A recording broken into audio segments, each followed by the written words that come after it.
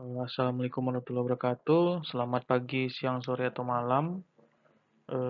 Pada kesempatan kali ini kita berjumpa kembali ya di mata kuliah pengantar teknologi informasi, kuliah 2 bagian pertama gitu ya.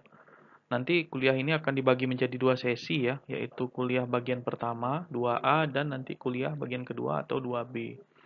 Pokok bahasan dari kedua kuliah itu 2A dan 2B seputar komputer ya, dari mulai definisi, sejarah, sistem komputer, bahasa pemrograman, dan SDM.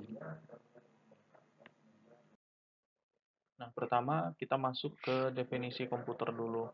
Jadi komputer ini merupakan suatu perangkat elektronika yang dapat menerima dan mengolah data menjadi informasi, menjalankan program yang tersimpan dalam memori, serta dapat bekerja secara otomatis dengan aturan tertentu. Nah, ini definisi komputer. Nah, kalau sejarah komputer sendiri, pertama pada masa-masa awal tercetusnya, komputer dibuat bukan untuk membantu menyelesaikan beragam tugas seperti yang jamak kita gunakan saat ini ya, tapi justru sebagai mesin penghitung gitu ya. Jadi komputer itu awalnya itu digunakan sebagai mesin penghitung, semirip dengan kalkulator ya. Nah, istilah komputasi yang berarti penghitungan, sehingga komputer berarti orang atau alat yang digunakan untuk berhitung.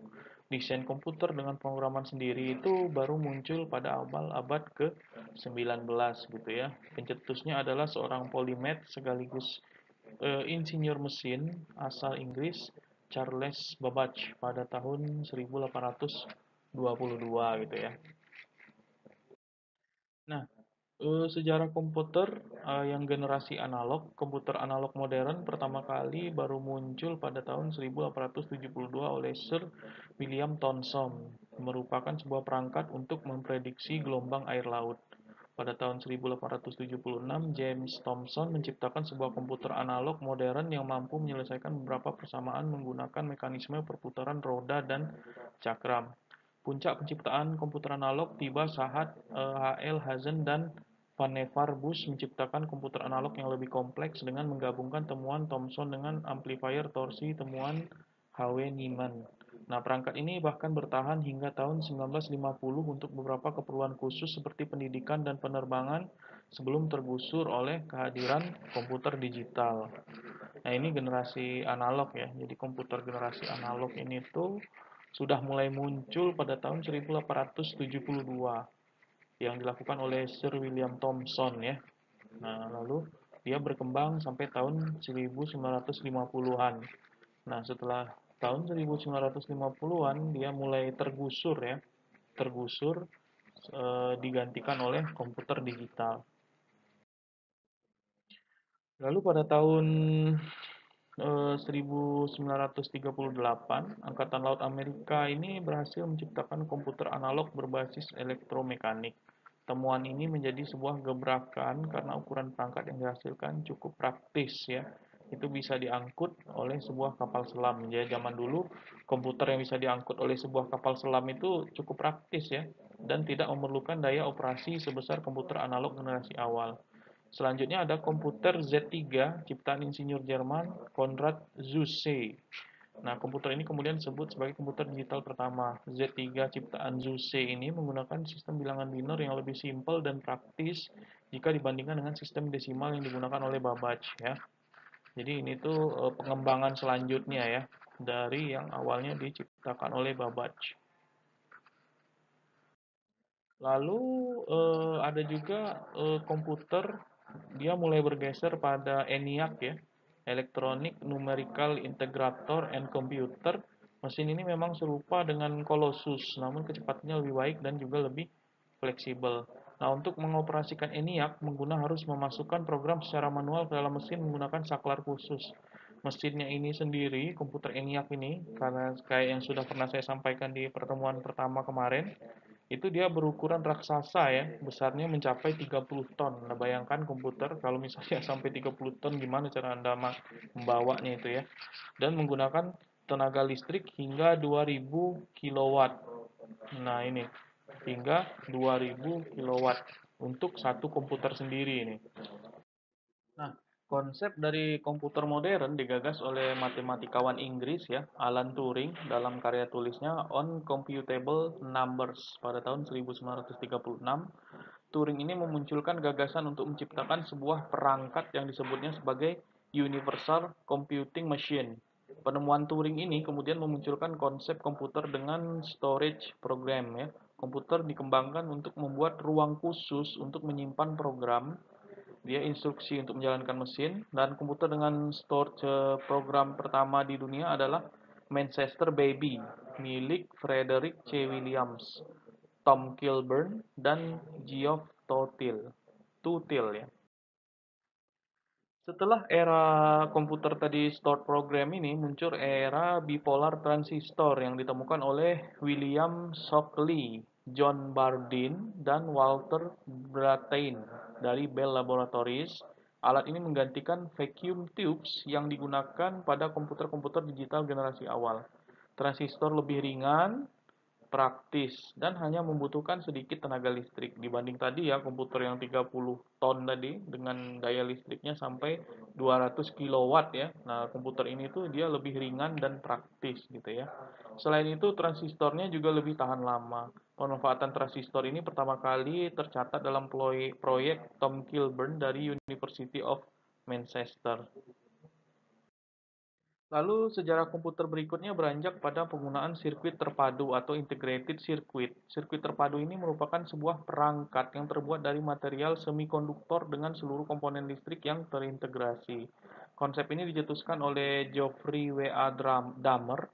Penerapannya sendiri dilakukan oleh beberapa pihak, tapi yang lebih terkenal adalah Jack Kilby dan Robert Noyce dari Fairchild Semiconductor. Lalu dengan adanya integrated circuit ini atau IC, perkembangan komputer pun semakin lebih terdefinisi. Tujuan pengembangan komputer pun lebih terarah, yaitu menuju komputer dengan ukuran yang lebih kecil. Caranya dengan mengecilkan ukuran sirkuit serta komponen elektrik dalam komputer. Nah, hal ini kemudian diwujudkan melalui Large Scale Integration atau LSI ya. Nah, pada tahun 64, Douglas Engelbart merepresentasikan sebuah prototipe komputer mobile dengan sebuah mouse dan Graphical User Interface atau GUI ya. Nah, ini cikal bakal komputer modern yang kita pakai saat ini ya. Gagasan ini kemudian membuat publik mulai menyadari bahwa komputer ternyata juga bisa digunakan oleh masyarakat di luar kalangan ilmuwan dan matematikawan seperti anggapan sebelumnya. Ya, contoh komputer mobile generasi pertama adalah milik IBM yang memiliki berat 23 kilogram. Jadi walaupun dia mobile judulnya ya, beratnya masih bisa bikin Anda berotot ya, sekitar 23 kilogram. Nah, lalu di pertengahan tahun ini yang generasi ketiga dan keempat ya, sejarah komputernya di pertengahan tahun 70-an, pabrik perakitan komputer mulai memproduksi komputer untuk masyarakat yang kemudian disebut dengan mini komputer.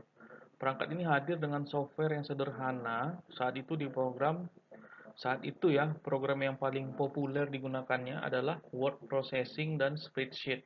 Jadi nenek moyangnya Microsoft Word dan Excel saat ini ya. Nah, lalu bergeser pada tahun 80-an, mini komputer mulai dilengkapi dengan program video game untuk hiburan. Salah satu yang paling populer adalah Atari 2600. Lalu pada tahun 81, IBM ya mulai memperkenalkan personal komputer atau PC untuk pemakaian mandiri di kantor maupun rumah.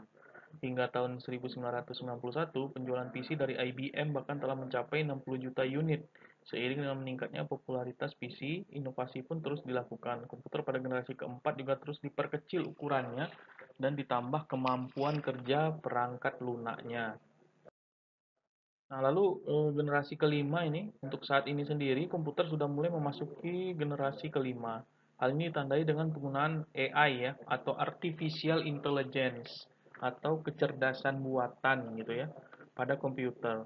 Memang sistem ini belum benar-benar bisa diterapkan karena masih banyak kekurangan. Walaupun begitu, bukan berarti realisasi komputer generasi kelima ini tidak akan mungkin terjadi di waktu dekat ini. Bagaimana ternyata perangkat yang ada di hadapan kamu sekarang memiliki sejarah yang panjang. Jadi ternyata ya perangkat yang di hadapan kita sekarang ini yang jamak kita pakai ini sejarahnya ternyata sudah sangat panjang ya. Nah, itu patut kita syukuri. kita sebagai end user atau pengguna terakhir ya, atau pengguna hanya menggunakan tanpa perlu menemukan gitu ya, dan sistemnya sudah juga cukup canggih gitu ya. Bahkan HP Anda itu bisa dikategorikan sebagai komputer juga itu ya. Nah, setelah kita membahas tadi sejarah komputer, kita masuk ke sistem komputer. Nah, sistem komputer ini tersusun atas tiga elemen, yaitu hardware atau perangkat keras, merupakan rangkaian elektronika. Lalu ada lagi software, perangkat lunak, merupakan program yang dijalankan pada komputer, dan brainware atau SDM atau SDM ya, sumber daya manusia atau penggunanya. Nah, perangkat kerasnya ada I/O device, lalu ada memori, ada prosesor. Nah, ini dia saling apa namanya? Terkoneksi ya, saling terkoneksi ini. Nah, I/O device ini dia menghubungkan ke memori gitu ya, dari memori ini dia menghubungkan ke prosesor, lalu dari prosesor ini dia menghubungkan ke I/O device. Seperti itu kira-kira. Ya, seperti itu kira-kira. Nah, I/O device ini dia terhubung ke memori ini melalui DMA, lalu memori ini berkomunikasi dengan prosesor ini melalui memori bus, dan prosesor berkomunikasi dengan I/O device ini melalui I/O bus. Nah, lalu kita masuk ke prosesor ya. Nah, ini merupakan inti dari perangkat keras komputer yang melakukan pemrosesan aritmatika dan logika serta pengendalian operasi komputer secara keseluruhan ya. Secara keseluruhan. Prosesor ini sendiri terdiri dari dua bagian utama yaitu ALU, Arithmetic Logic Unit, dan Control Unit. Nah, lalu dia ada lagi yang namanya memori atau yang sering kita kenal dengan RAM ya, RAM, Random Access Memory. Nah, primary memory ini digunakan untuk menyimpan data dari instruksi program yang sedang dijalankan. Biasanya disebut sebagai RAM ya, ini Random Access Memory. Karakteristik dari memori primer ini adalah volatil. Jadi kalau Anda diperkenalkan dengan istilah volatil, itu adalah informasi yang ada selama komputer ini bekerja akan hilang ketika komputernya itu dimatikan.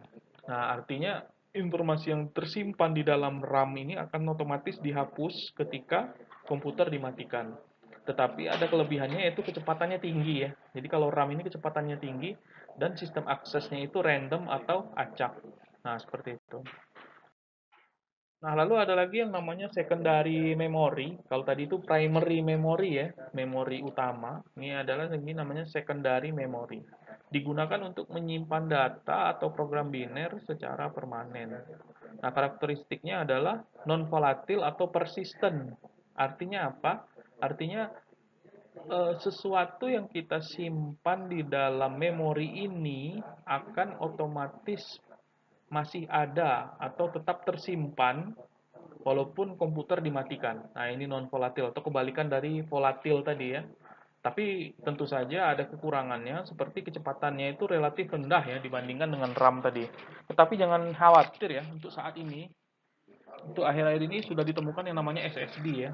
SSD Solid State Drive menggantikan hard drive atau hard disk ya, atau hard disk yang masih menggunakan mechanical ya. Jadi kalau Anda dengar hard disk biasanya kan waktu komputer Anda baru nyala ada bunyi krek krek krek krek krek. Nah, itu hard disk Anda sedang bekerja karena kenapa dia berbunyi seperti itu? Karena dia ada bagian mechanical-nya, memang ada motor di dalamnya yang memutar piringan gitu ya, yang terhubung ke disk untuk membacanya gitu ya. Nah, tetapi dengan ditemukannya solid state drive, maka kecepatan dari eh, hard drive Anda ini hampir sama malah, atau ya lebih jauh lebih cepat daripada hard disk standar gitu ya. Tapi tentu saja yang SSD ini harganya relatif lebih mahal ya daripada hard disk standar. Lalu adalah aksesnya random ya. Kalau hard disk ini juga aksesnya random dan memakai dan contohnya adalah memori sekunder floppy, hard disk, CD-ROM, magnetic tape, optical disk, dan lain-lain. Lalu ada lagi I/O device atau input-output device. Nah, ini adalah bagian yang berfungsi sebagai penghubung antar komputer dengan lingkungan di luarnya. Dapat dibagi menjadi dua, yaitu input device atau piranti masukan dan output device atau piranti keluaran. Nah, input device ini itu dia berfungsi sebagai media untuk menerima masukan dari luar. Nah, contohnya keyboard, mouse, touchscreen, scanner, kamera, modem, network card, dan lain-lain. Ya, jadi kalau keyboard itu untuk memasukkan tulisan ya yang Anda ketik untuk dimasukkan ke dalam komputer, mouse itu untuk memberikan perintah-perintah ya, perintah-perintah, misalnya double klik untuk apa, double klik kanan untuk apa gitu ya. Touchscreen mirip dia dengan mouse ya, dan keyboard untuk memberikan perintah langsung dari layar gitu ya. Kalau scanner artinya dia men-scan atau memfoto atau mengambil dokumen dari luar untuk dimasukkan ke dalam komputer. Kamera juga, kamera sama ya, mirip dengan scanner. Modem itu untuk mengakses, modem network card itu gunanya untuk mengakses internet, mengambil informasi dari luar komputer Anda untuk Anda masukkan ke komputer Anda. Nah, ada lagi yang namanya output device, piranti keluaran, berfungsi sebagai media komputer untuk memberikan keluaran. Beberapa contoh piranti masukan yaitu monitor, printer, speaker, plotter, modem, network card. Nah, ini untuk menampilkan semua ini. Jadi, apa yang ada di dalam komputer Anda itu bisa Anda lihat ya, melalui monitor Anda pantau gitu ya. Ada juga yang bisa Anda lihat melalui printer gitu ya, hasil ketikan Anda, misalnya Anda baca itu Anda keluarkan dari komputer Anda melalui printer, speaker untuk mengeluarkan suara dari komputer Anda gitu ya, plotter, modem, dan lain-lain. Ini I/O device atau input output dari komputer. Oke, mungkin itu dulu ya pertemuan kita untuk minggu ini. Eh, saya lihat Anda juga sudah mulai pusing ya. Nah, mudah-mudahan depan kita masih lebih semangat untuk melanjutkan perkuliahan kita. Mungkin sudah dulu, terima kasih. Assalamualaikum warahmatullahi wabarakatuh. Selamat pagi, siang, sore, atau malam.